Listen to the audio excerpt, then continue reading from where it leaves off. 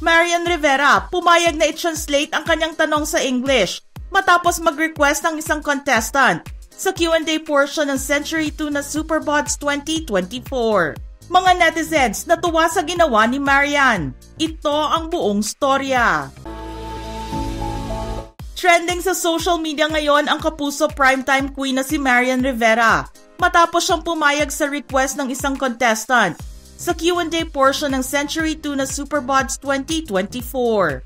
Isa si Marian sa mga celebrity judges sa competition, kasama sina Aga Mulak, Richard Gomez, at Miss Universe 2015 Pia Wurtzbach.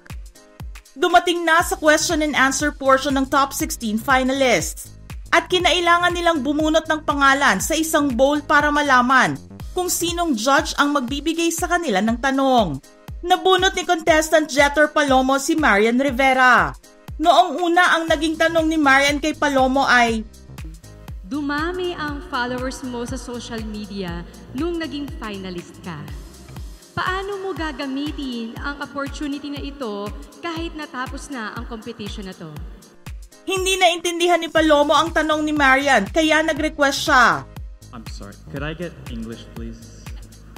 Kumagat naman sa request si Marian Rivera at sinabi niya na, I will try my best.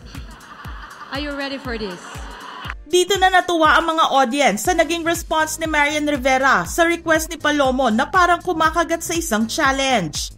Inabangan ng crowd ang English translation ni Marian. Listen very carefully. Here's my question. Your social media following grew when you become a finalist. How would you use this opportunity even after your super bad journey? I think you understand that. Sinundan naman ito ng mga hiyawan galing sa mga audience members. Naintindihan na ni Palomo ang tanong at maganda naman ang kanyang naisagot. I agree with this platform showing that you can be authentically you and showing who you are as a person.